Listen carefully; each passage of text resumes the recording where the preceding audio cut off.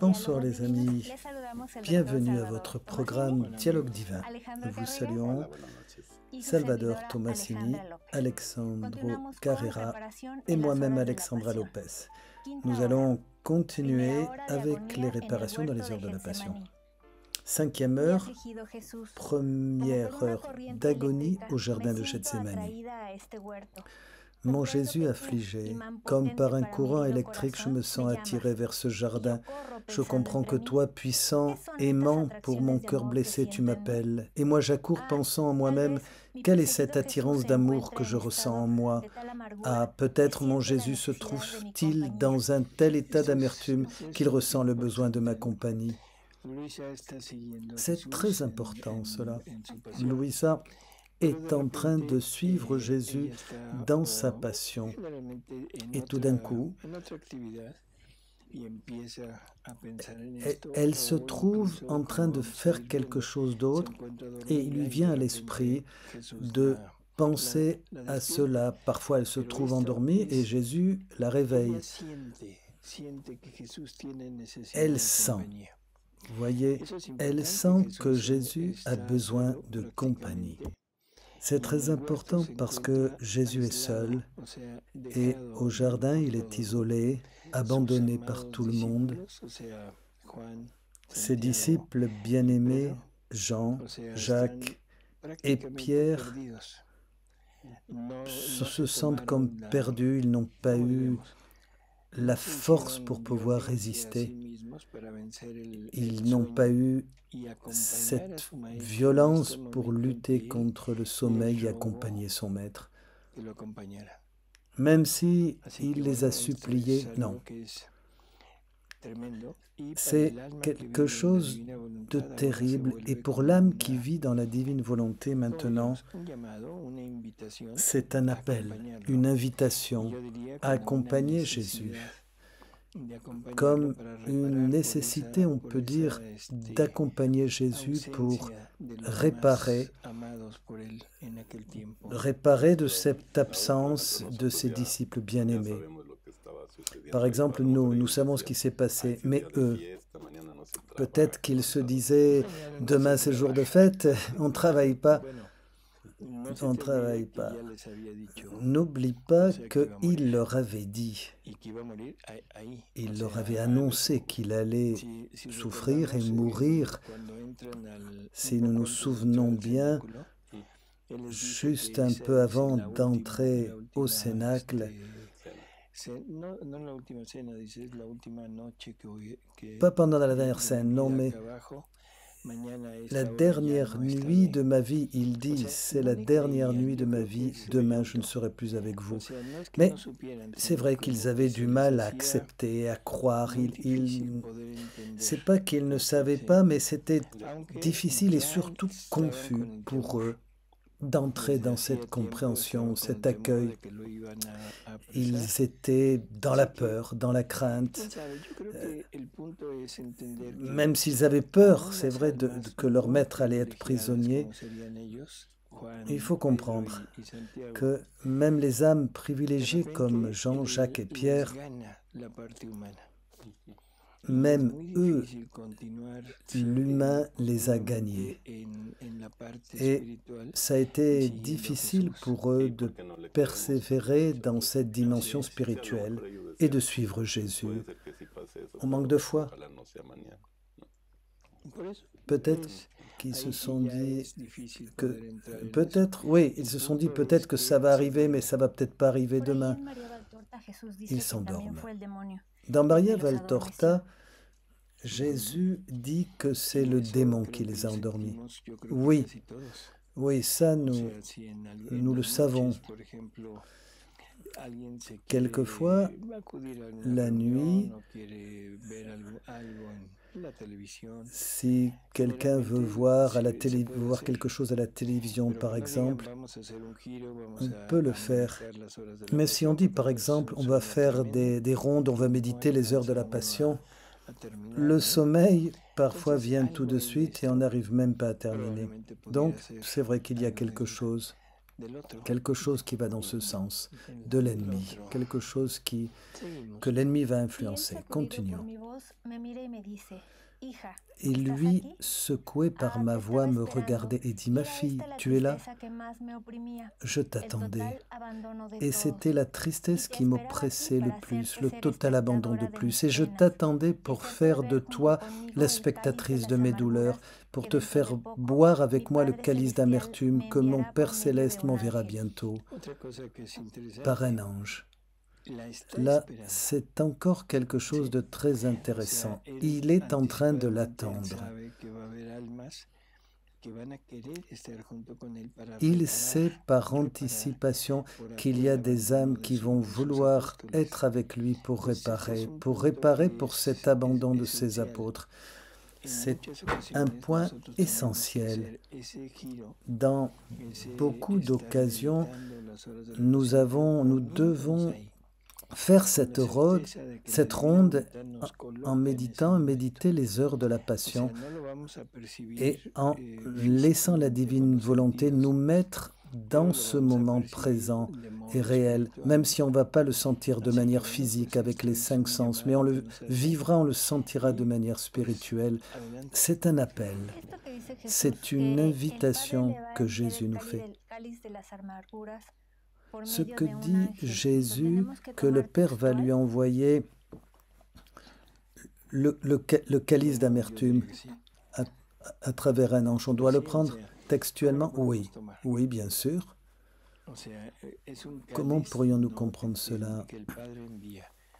C'est un calice que le Père envoie. Qu'est-ce que le Père lui envoie? Les souffrances de la divine volonté. Voilà, c'est ça. C'est prendre quelque chose qui vient de Dieu. Ça ne vient pas des hommes, ça vient de Dieu. Et ce n'est pas un calice pour le soulager. C'est un calice qui va le faire encore plus souffrir. C'est certainement le moment où il reçoit toute la souffrance de la divine volonté, qui depuis des milliers d'années, qu'elle doit en dire depuis des milliers d'années, pour payer pour tout ça.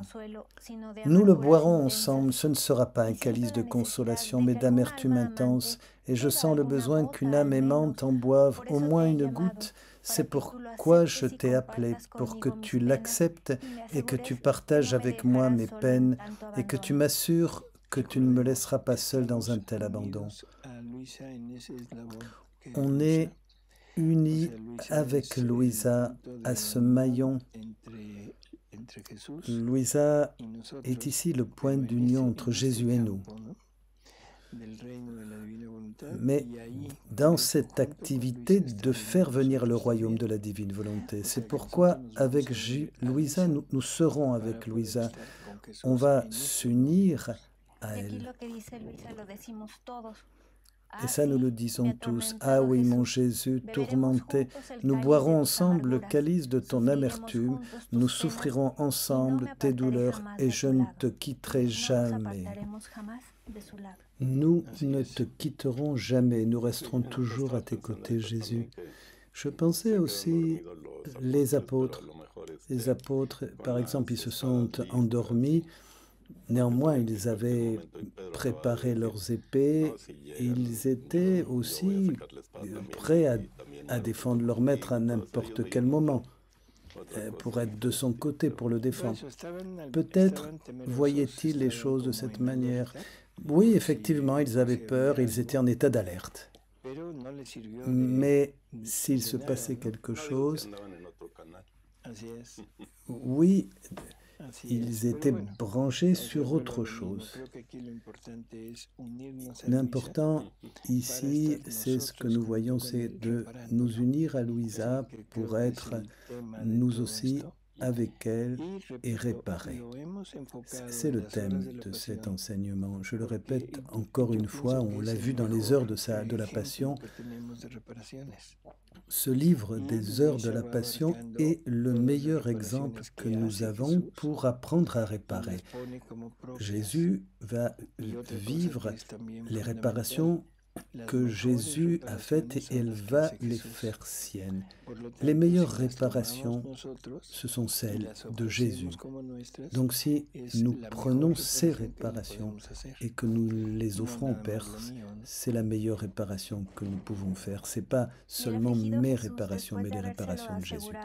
Et Jésus, affligé après en avoir été rassuré, entre dans une agonie mortelle, souffre des douleurs jamais vues et incompréhensibles, et moi, ne pouvant résister et voulant compatir et le soulager. Un peu plus loin, il est dit, ta divine personne qui tremble de la tête aux pieds, ton cœur qui bat fort, fort, et ces battements qui cherchent les âmes, et avec une telle véhémence qu'il semble que d'un moment à l'autre tu vas expirer, tout cela me dit que tu es seul, et que c'est pour cela que tu cherches ma compagnie. Me voici, ô mon Jésus, tout à toi, ensemble, avec toi. Mon cœur ne peut supporter de te voir gisant à terre. Je te prends dans mes bras et te serre contre mon cœur. Je veux compter une à une tes afflictions, une à une les offenses qui te sont faites pour te donner du soulagement pour tout, de la réparation pour tout, et pour tout avoir au moins de la compassion. Mais ô mon Jésus, tandis que je tiens dans mes bras, tes souffrances augmentent. Je sens, ô ma vie, un feu courir dans tes veines et je sens que ton sang bouillonne et veut les rompre afin d'en sortir. Dis-moi, mon amour, qu'as-tu? Je ne vois ni fouet, ni épine, ni clou, ni croix. Et pourtant, en appuyant ma tête sur ton cœur, je sens que de cruelles épines te transpercent la tête. Les fouets impitoyables n'épargnent aucune partie de toi, ni à l'intérieur ni à l'extérieur de ta divine personne. Tes mains sont paralysées et contractées plus que par des clous.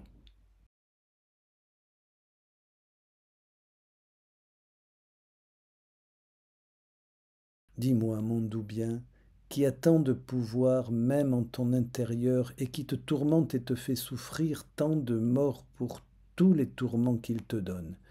Ah, il me semble que Jésus béni ouvre ses lèvres mourantes et me dit, « Ma fille, tu veux savoir qui me tourmente plus que les bourreaux eux-mêmes, d'autant plus que ces bourreaux ne sont rien en comparaison de cela. C'est l'amour éternel qui, voulant la primauté en tout, me fait souffrir tout ensemble et dans les parties les plus intimes, ce que les bourreaux me feront souffrir peu à peu. »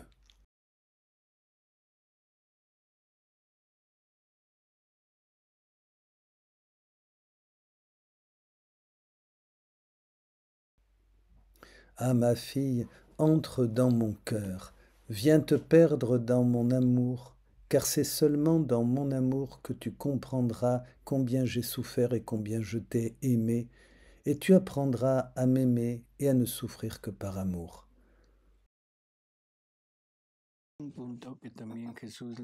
Voilà encore un point que Jésus explique à Louisa. Parce que Louisa, quand elle entre dans le jardin,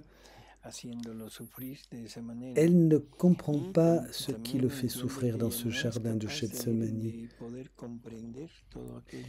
Elle ne peut pas tout comprendre de ce qui se passe. Et c'est la raison pour laquelle elle dit, elle parle, elle comprend que c'est l'amour. Et pour comprendre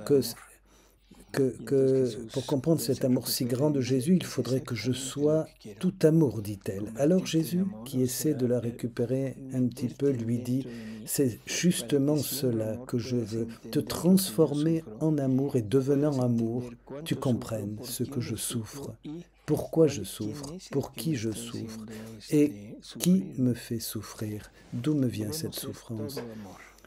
Il faut que nous soyons tout amour. Si nous ne sommes pas qu'amour, nous ne pourrons pas comprendre ni vivre la passion de Jésus et encore moins la réparation. Dans une réparation, il y a plusieurs choses importantes. D'abord, demander pardon pour l'offense.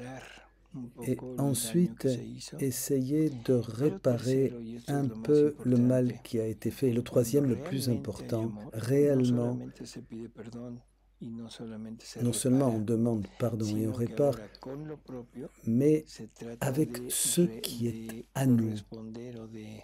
Il faut s'efforcer de correspondre, de donner vraiment ce qui est nôtre, ce qui est à nous, et le donner comme une offrande, comme un cadeau, comme quelque chose qui va rendre l'autre heureux.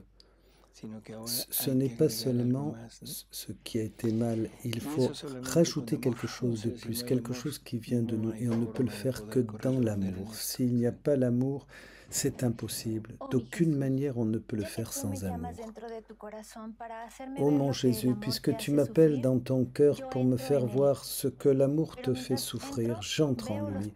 Mais en y entrant, je vois les prodiges de l'amour qui te couronnent la tête, non pas avec des épines matérielles, mais avec des épines de feu qui te flagellent, non pas avec des fouets de corde, mais avec des fouets de feu, qui te crucifient, non pas avec des clous de fer, mais de feu. Tout est feu qui pénètre jusqu'aux os et même dans la moelle, transformant toute ta très sainte humanité en feu, te donnant des douleurs mortelles, certainement plus que dans la passion elle-même, et préparant un bain d'amour pour toutes les âmes qui voudront se laver de toute tâche et acquérir le droit de filles de l'amour. Est-ce qu'on pourrait faire de cela la vraie dévotion au Sacré-Cœur de Jésus? Elle devrait, oui, elle devrait ici déboucher ici, quand on comprend vraiment ce qu'est le cœur de Jésus. Le centre de nos sentiments, c'est le cœur. C'est le point central de l'amour, le cœur. Donc, le cœur, et on pense bien sûr au Sacré-Cœur de Jésus, ce qu'il a souffert pour nous, ce qui est absolument inimaginable. On ne peut pas savoir jusqu'où a été son amour. Ce cœur qui se sacrifie, ce cœur qui se met à tout réparer, c'est ce cœur qui devra triompher. Et alors évidemment, qu'est-ce que veut dire le triomphe du cœur de Jésus, le triomphe du Sacré-Cœur de Jésus, ce dont tu parlais? Il faut comprendre. Quand nous aurons compris tout ce qui lui appartient, quand nous aurons compris ce cœur et que nous serons immergés dans ce cœur plein d'amour, à ce moment-là viendra le règne du cœur divin de Jésus. Il régnera en nous. Même en préparant un bain d'amour pour toutes les âmes qui voudront se laver de toute tâche et acquérir le droit de filles de l'amour. Ce bain de sang, ce bain d'amour, c'est aussi ce qui est reçu au purgatoire? Non, là c'est le sang de Jésus. Au purgatoire, il sert comme rafraîchissement, comme aide, comme purification. Et c'est un acte de réparation qui doit être fait par les âmes qui vivent dans la divine volonté. Toutes les âmes, et surtout les âmes qui vivent dans la divine volonté, car ce sont elles qui ont la possibilité et la capacité de prendre ce sang et de l'amener au purgatoire. Les autres qui ne vivent pas dans la divine volonté, qui vivent dans la sainteté des vertus, le vivent avec ses bonnes intentions pour que Dieu applique ses mérites, les mérites de son sang, à toutes les âmes du purgatoire. Mais l'âme qui vit dans la divine volonté prend le sang du Christ, elle le prend et le diffuse avec beaucoup plus de puissance et d'efficacité sur les âmes du purgatoire. Pour les autres, cela dépend du chemin et de la sainteté de l'âme qui est en train d'offrir. Dans la divine volonté, il n'y a pas de chemin. Jésus dit que l'âme qui vit dans la divine volonté a le chemin royal, c'est-à-dire un chemin ample, un chemin facile où il est aisé d'avancer en amenant avec tout ce que l'on est. Il ne s'agit pas d'une prière particulière. il ne s'agit pas non plus d'une dévotion particulière, mais il s'agit simplement de se fondre et par conséquent avoir un résultat total, donner la possibilité de donner tout ce qui est offert. Et qu'est-ce qu'on offre? Le salut à travers le sang et la souffrance de Jésus.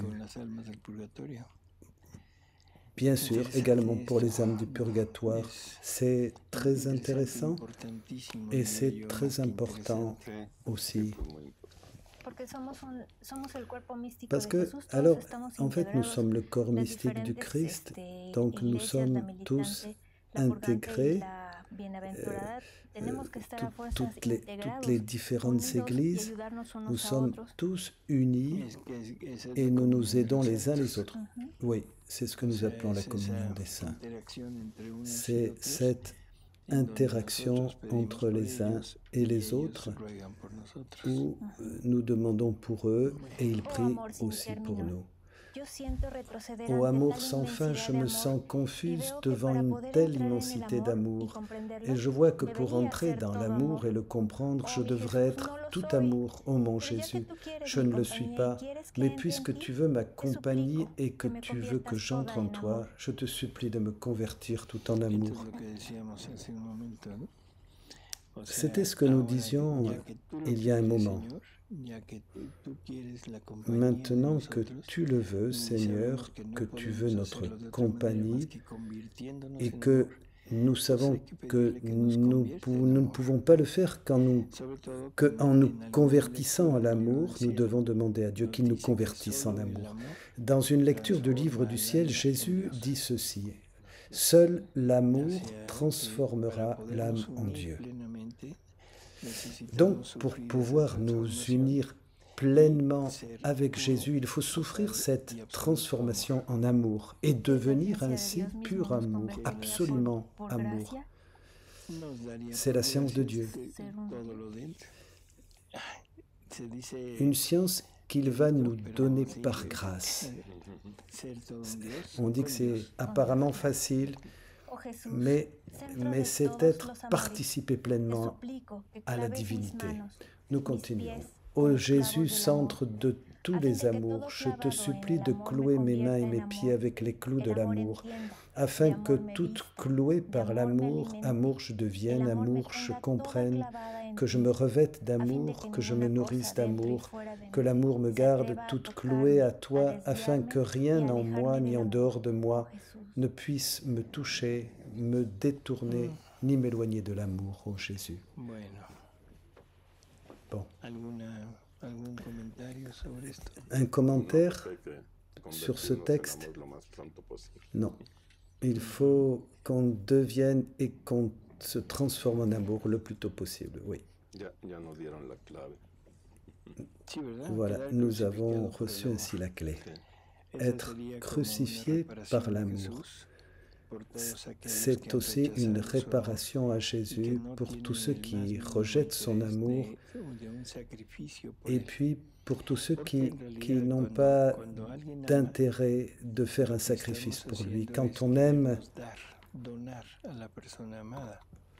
ce que l'on fait, c'est qu'on se donne. On se donne à la personne aimée. Si l'amour est vrai, si l'amour est réel, si la personne veut vraiment se donner, et c'est aussi ce que nous sommes appelés à vivre et à faire, nous donner pleinement à Jésus, nous donner tout à lui, eh bien nous allons voir si c'est une décision qui est ferme et irrévocable. C'est cela que ça doit être.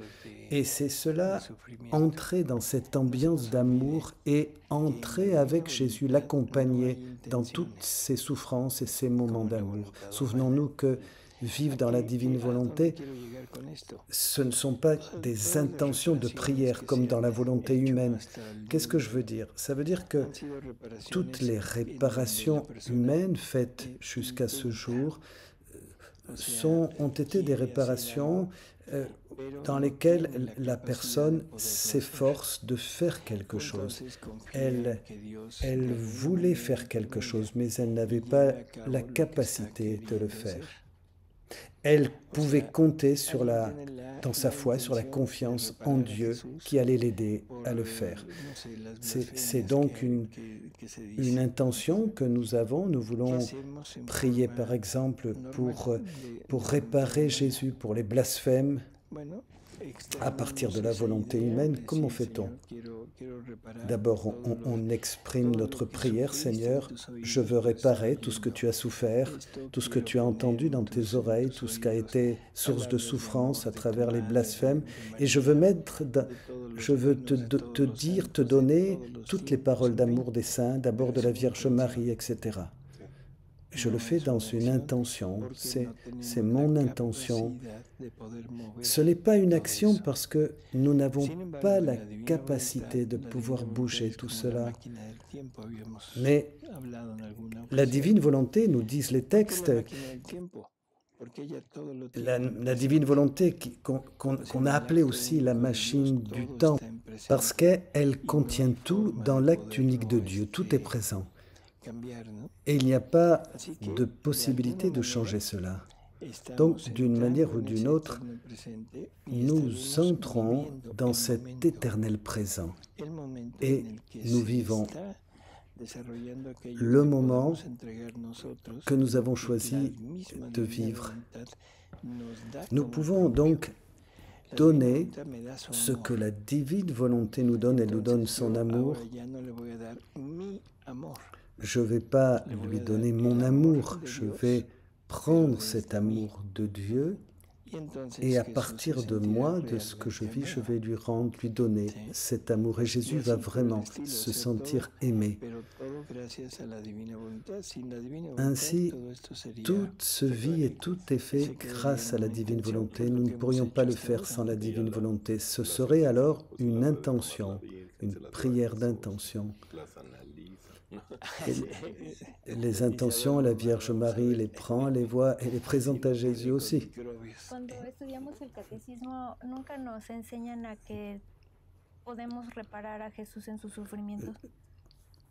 On ne nous a pas enseigné dans le catéchisme que nous pouvions réparer de cette manière-là. On nous disait Jésus a souffert pour tes péchés et il t'a ouvert le ciel et tu es sauvé. Mais réparer, en prenant l'amour de Jésus, réparer pour ses souffrances et ses peines, etc., jamais nous n'avons reçu cela. Réparer pour le Père, jamais on nous a dit cela.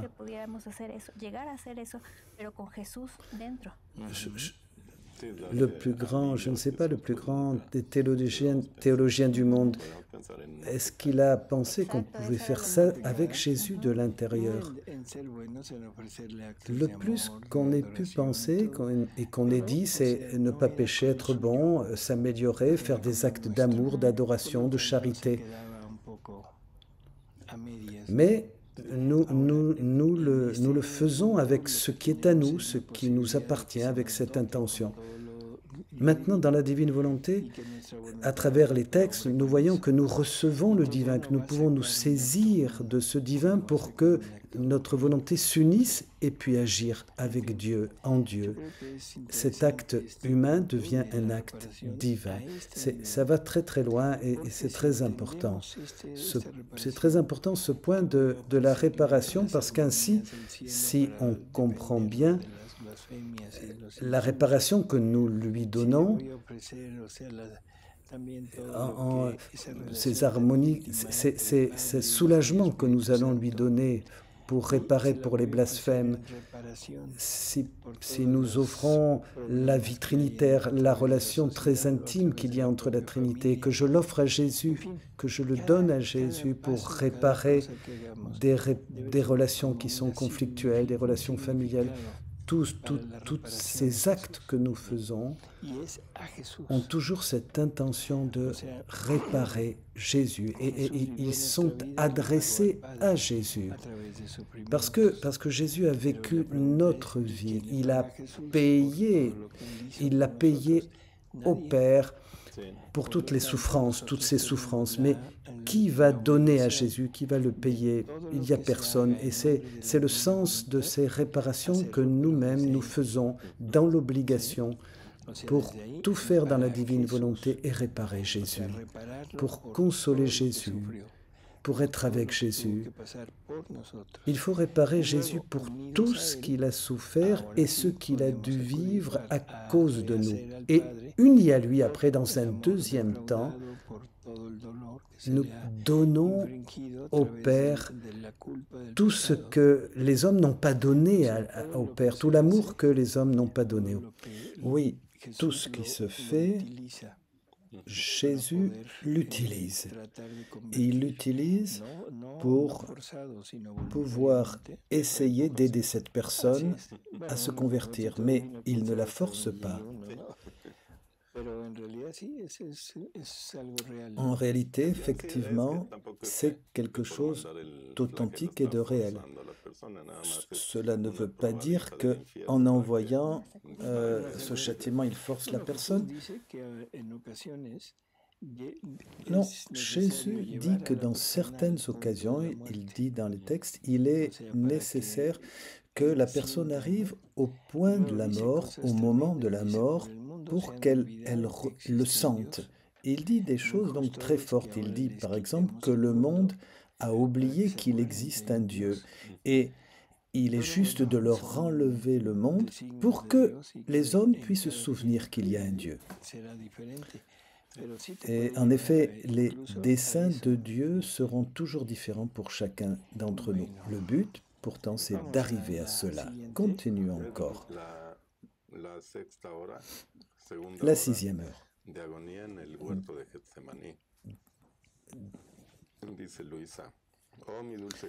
Au jardin des Oliviers, Louise a dit, « Ô mon doux Jésus, 1 heure s'est déjà écoulée depuis que je t'ai trouvé dans ce jardin. L'amour a pris la primauté sur tout, en te laissant tout souffrir en même temps, tout ce que les bourreaux te feront souffrir tout au long de ta très sainte, amère passion. De plus, l'amour, supplée et en arrive à te faire souffrir ce qu'ils ne peuvent pas te faire souffrir dans les parties les plus intimes de ta divine personne. Ô mon Jésus, je te vois vacillant dans tes pas et pourtant tu veux marcher. Dis-moi, ô mon Dieu, où veux-tu aller? Ah, j'ai compris, tu veux aller à la rencontre de tes disciples bien-aimés. Je veux t'accompagner pour que si tu vacilles, je puisse te soutenir. Mais ô mon Jésus, outre amertume pour ton cœur, ils dorment, et toi, toujours dans un état pitoyable, tu les appelles, les réveilles, et avec un amour tout paternel, tu les avertis, et tu leur recommandes la veille et la prière, et tu retournes au jardin. Mais tu emportes avec toi une autre blessure dans ton cœur. Dans cette blessure, je vois, mon amour, toutes les blessures des âmes qui te sont consacrées et qui, en raison des tentations ou des états d'âme, ou par manque de mortification, au lieu de s'attacher à toi, de veiller et de prier, se laissent aller et s'assoupissent au lieu de progresser dans l'amour et dans l'union avec toi. Elles régressent. Comme j'ai compassion de toi, ô amant passionné, et je te répare pour toutes les ingratitudes de tes âmes les plus fidèles. Ce sont les offenses qui attristent le plus ton cœur adorable, et ton amertume est si grande qu'elle te fait délirer. Mais ô mon amour sans limite, ton amour qui déjà bouillonne dans tes veines surmonte tout et efface tout. Je te vois prosterné à terre, priant, t'offrant, réparant et cherchant en tout à glorifier le Père par les offenses qui lui sont faites par les créatures. Moi aussi, ô mon Jésus, je me prosterne avec toi et avec toi j'essaie de faire ce que tu fais, toi. Mais ô Jésus, délice de mon cœur, je vois qu'en abondance, tous nos péchés, nos misères, nos faiblesses, les crimes les plus énormes, les ingratitudes les plus noires, viennent à ta rencontre, se jettent sur toi, t'écrasent, t'attaquent, te blessent. Et toi, que fais-tu?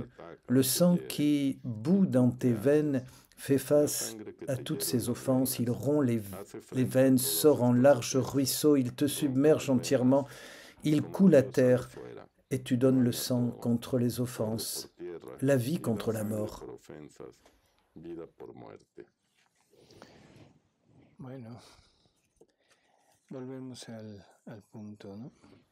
On revient un peu sur ce même point.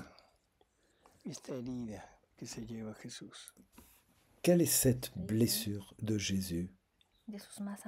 La trahison des bien-aimés, de ceux qui lui sont le plus proches? Oui, oui. Et l'abandon aussi, parce qu'il va les chercher et il les trouve endormis au jardin. Ici, on ne peut pas parler d'une chose seulement naturelle. Il y a une véritable attaque de l'ennemi, parce que l'ennemi sait la douleur de Jésus, il sait ce que souffre le Maître. Jésus, du reste, leur a dit, il leur a parlé. Et donc, ses disciples devraient être là, tout avec lui, proche. Nous comprenons qu'avec tout ce que nous avons lu, que devons-nous penser? Nous devons comprendre qu'il y a cet amour qui ne reçoit aucune correspondance. Oui, on peut le dire, mais quoi d'avant? Qu'est-ce qu'on peut demander de plus? Encore plus, il y a effectivement ce sommeil de ces disciples bien-aimés. Au lieu de s'abandonner, nous-mêmes, nous voulons vivre dans la divine volonté et puis le monde nous endort. Jésus se sent abandonné. Oui, c'est en fait un appel de quelqu'un qui est dans la douleur, qui souffre. C'est un appel aussi plein de tendresse, mêlé à beaucoup d'angoisse. Il leur demande, s'il vous plaît, ne me laissez pas seul. Les paroles de Jésus sont très simples et très fortes. Mais ô mon Jésus, autre amertume pour ton cœur, ils dorment, et toi, toujours dans un état pitoyable, tu les appelles, les réveilles, et avec amour tout paternel, tu les avertis et tu leur recommandes de veiller et de prier, et tu retournes au jardin, mais tu emportes avec toi une autre blessure dans ton cœur. Voyez, c'est encore une autre blessure. Jésus revient avec une autre blessure. Et dans cette blessure, je continue. Je vois, ô mon amour, toutes les blessures des âmes qui te sont consacrées, qui en raison des tentations ou d'état d'âme ou par manque de mortification, au lieu de s'attacher à toi, de veiller et de prier, se laissent aller et s'assoupissant, au lieu de progresser dans l'amour et dans l'union avec toi, régressent. Voilà la grande souffrance de Jésus qui voit ses disciples abandonnés, qui l'ont laissé. Donc, ça va être une réparation pour tous ceux qui sont proches de lui et qui dorment. On peut voir ici donc comment cette souffrance particulière de Jésus va être utilisée pour réparer, comme une vraie réparation. Il va l'utiliser pour réparer. Donc, comprendre qu'une âme qui veut réparer Jésus, qu'est-ce qu'elle doit faire? Une âme qui doit réparer Jésus, il faut la vie divine. Ici, on a un exemple de ce qui se passe. On entre dans la vie divine et on sort, et finalement, on le laisse seul à cause de nos besoins, nos intérêts personnels. Chaque fois que nous sortons de Dieu, nous le laissons seul dans la souffrance. Regardez bien ce que dit Louisa. Je vais essayer de faire ce que tu fais toi. Donc la vraie réparation qui soulage Jésus, c'est sa propre réparation. Je vais essayer de faire ce que toi tu fais, Jésus. Donc prendre la souffrance, cette souffrance, la faire sienne dans la créature et puis lui donner, lui rendre. Jésus a réparé le Père, mais Jésus, personne n'a réparé pour lui. Donc la manière la plus adéquate, la plus juste, c'est en méditant ainsi de prendre cette souffrance qui est sienne, la faire nôtre, et puis lui rendre comme venant aussi de nous. Ça nous rappelle le catéchisme de l'Église catholique, souvenons-nous, au 521, chapitre 521. Il est dit que lui-même va rendre possible ce que nous-mêmes nous avons vécu et que lui puisse le vivre en nous. Il nous met à cet endroit il y a 2000 ans pour vivre avec lui toutes ces choses. Et lui-même vient dans ce moment actuel pour être avec nous et revivre toutes ces choses. Donc, ce que nous lisons n'est pas quelque chose du passé, n'est pas quelque chose qui a eu lieu il y a plus de 2000 ans, c'est quelque chose qui se vit aujourd'hui et qui se répète continuellement. Ça, c'est très important. C'est pas donc simplement, par exemple, le temps du carême, c'est continu au travers de toute la vie. Voilà ce à quoi nous devons être particulièrement attentifs pour être dans un acte continu de réparation. Et dans l'Eucharistie,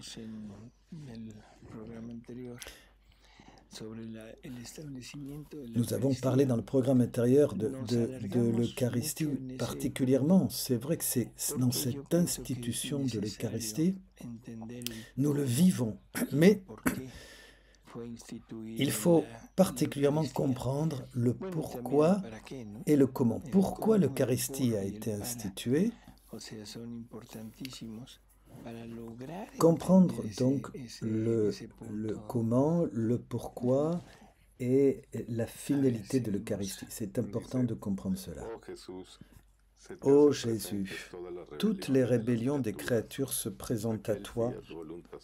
Ce fiat voluntas tua qui devait être la vie de chaque créature, tu le vois rejeté par presque toutes et au lieu de trouver la vie, elle trouve la mort. Et toi, qui veux donner la vie à tous et réparer solennellement auprès du Père les rébellions des créatures, par 3 fois tu répètes, Père, si c'est possible que cette coupe passe loin de moi. Ô mon Jésus, mon bien, puisque tu es dans mes bras, je veux moi aussi faire avec toi réparation et avoir compassion de toi pour tous les péchés qui sont commis contre ton très saint vouloir, et en même temps te supplier qu'en tout, je fasse toujours ta très sainte volonté. Laisse-moi te soulager, te réparer et compatir pour tous, car je vois que tous les péchés de quelque nature qu'ils soient pèsent sur toi. C'est pourquoi, mon amour, j'embrasse ta tête très sainte, mais que vois-je? Je vois toutes les mauvaises pensées, et tu en es horrifié. Pour ta tête très sainte, chaque mauvaise pensée est une épine qui te blesse intensément. Ah, en comparaison, la couronne d'épines que les Juifs te mettent n'est rien.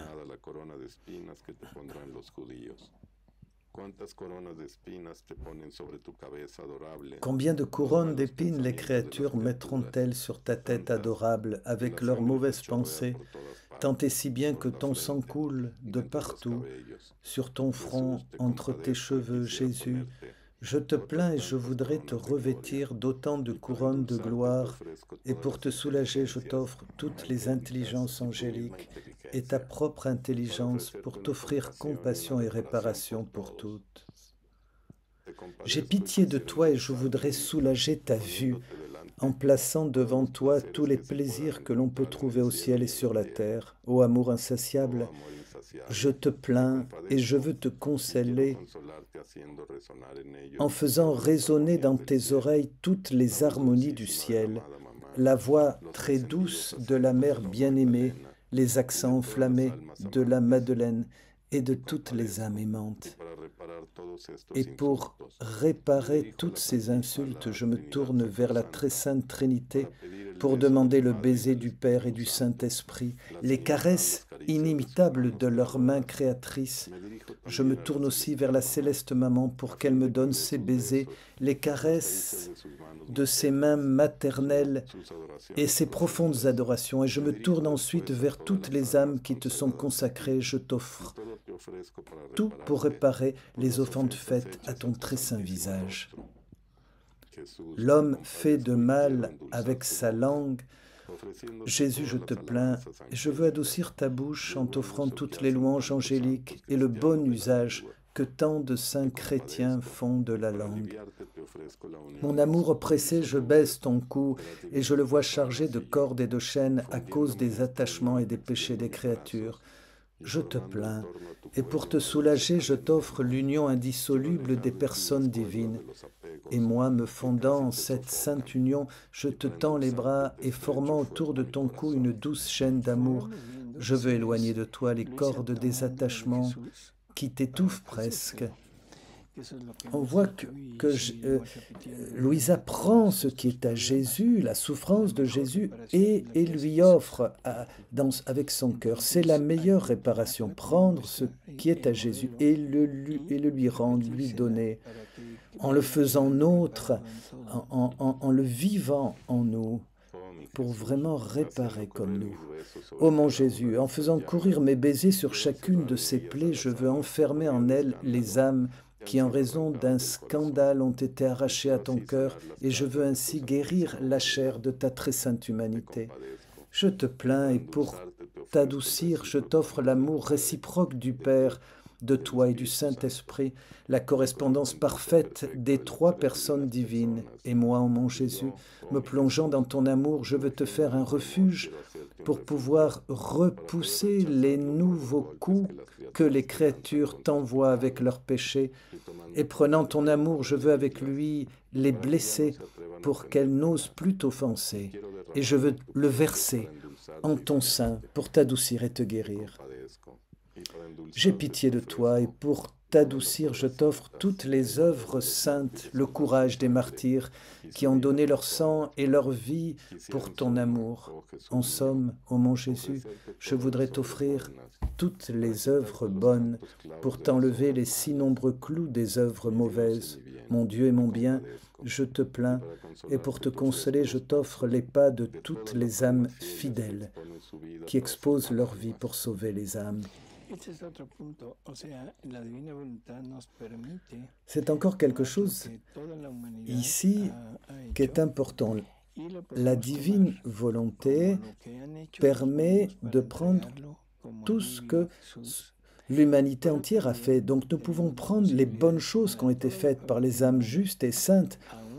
Nous prenons toute la famille humaine et même ceux qui n'ont pas voulu, ceux qui l'ont pas souhaité, mais nous le prenons de Jésus. Et comme Jésus a refait la vie de toutes les âmes, nous entrons en Jésus, nous se fondre en Jésus, et nous donnons ce qui appartient à toute la famille humaine à partir de Jésus. Et nous lui offrons, nous pouvons offrir tout ce qu'on fait, tout ce qu'a fait la famille humaine, les actes saints, les actes bons, nous les présentons, nous les offrons à Jésus.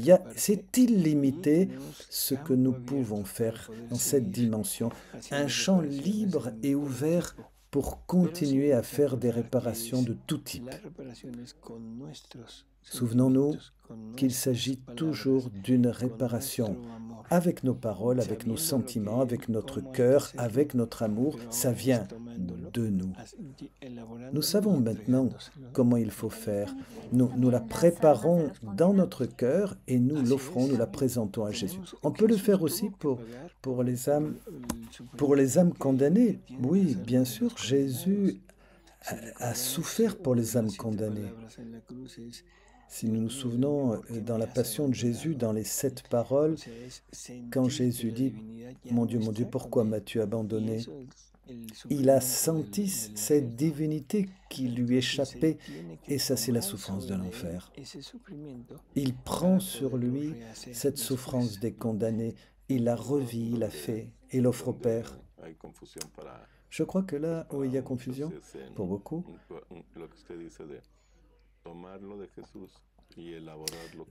c'est ce que vous disiez, prendre ce qu'est à Jésus et le faire en soi, l'élaborer, lui offrir. On a du mal à comprendre. Alors, qu'est-ce qu'a fait Jésus? Par exemple, au jardin des Oliviers, il souffre l'abandon. D'accord? Qu'est-ce qu'il fait? Il prend cet abandon, il va réparer cet abandon, cette trahison, que tous le laissent, le rejettent.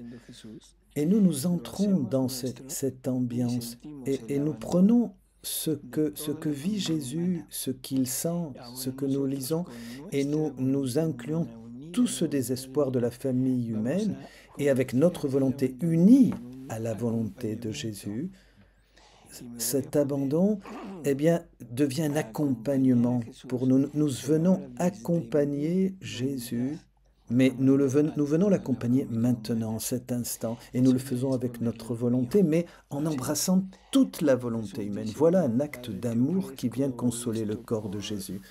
Voilà, quand Jésus dit « Je t'offre, Père, telle ou telle chose », pour ce que font les créatures, eh bien, je le prends moi, je le fais mien, c'est toute ma personne, ce qui m'appartient, et je dis, Seigneur, je t'offre, moi, je t'offre ce que tu as fait, ce que tu as vécu, et avec ce qui est à moi aussi. En plus, je te donne aussi ce que Marie, ta mère très sainte, a fait quand elle a voulu te soulager, qu'elle était avec toi. Je t'offre aussi toutes les belles œuvres des saints, des bienheureux, tout ce qu'ils ont fait de bon, unis à toi dans leur sainteté. Et Seigneur, j'ajoute mon je t'aime, je t'adore, je te remercie et je t'accompagne et je suis avec toi.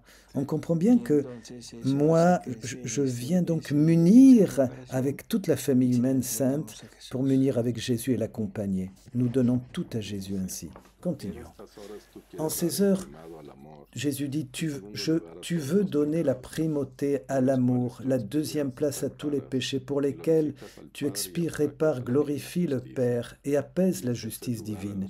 Et à la troisième place aux Juifs, Jésus, comme tu souffres, je te vois défaillir sous les vagues de nos iniquités, je te plains, et je veux adoucir l'amertume de ton cœur, triplement transpercé, en t'offrant les douceurs éternelles et l'amour si doux de la bien-aimée Maman Marie et celui de tous ceux qui t'aiment vraiment. C'est Jésus qui parle. Et maintenant, ô mon Jésus, fais que mon pauvre cœur prenne vie de ton cœur, afin qu'il ne vive plus qu'avec ton seul cœur.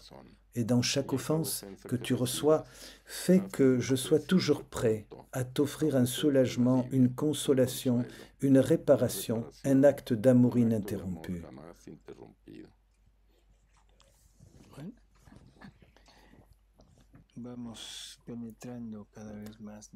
On va de plus en plus, on va entrer dans ces actes que Jésus fait dans sa passion. On pénètre ces actes que Jésus fait dans sa passion. Et ce n'est pas seulement la souffrance extérieure des soldats, les insultes, les crachats, les coups. Ici, nous voyons l'important d'entrer dans l'accompagnement avec Jésus et que ce n'est pas seulement un souvenir, on fait mémoire de ce qui s'est passé. Et par exemple, pendant la semaine sainte, une fois par an, mais nous vivons parce que nous prenons conscience de ce que Jésus a vécu et nous prenons conscience de ce que Jésus attend de nous. Nous prenons conscience que nous pouvons nous introduire en lui, nous pouvons le vivre avec lui et de faire ainsi avec lui quelque chose qu'il aime, quelque chose de l'ordre du soulagement. Nous pouvons être source de soulagement, de consolation et avec lui soulager et consoler le Père. Voilà ce qui est extraordinaire et fondamental. Encore une fois, ce n'est pas un souvenir. Tout ce qui a été vécu avant a été un chemin jusqu'à maintenant. Tout ce que nous avons pu vivre et offert et tout ce que les églises nous apportent est un véritable chemin pour que maintenant Jésus puisse nous dire et que nous puissions entendre. Il nous dit, je veux quelque chose de plus encore. Je veux, dit Jésus, que tu fasses cela, ce que nous venons d'entendre, de lire, cette réparation. Et ça dépend de nous de le faire ou de ne pas le faire. Chacun aura ce choix libre. Ce sont néanmoins des paroles tellement belles, tellement grandes, tellement fortes de Jésus. Quand Jésus demande, implore, prie et supplie que nous l'accompagnions, que nous ne le laissions pas seul. Il demande que nous puissions participer avec lui, parfois simplement une petite goutte de ses souffrances pour la partager avec lui. Nous allons, mes amis, continuer notre méditation et garder cela dans nos cœurs. Nous nous voyons bientôt au prochain programme. Au revoir, Alexandro, Alexandra. À bientôt.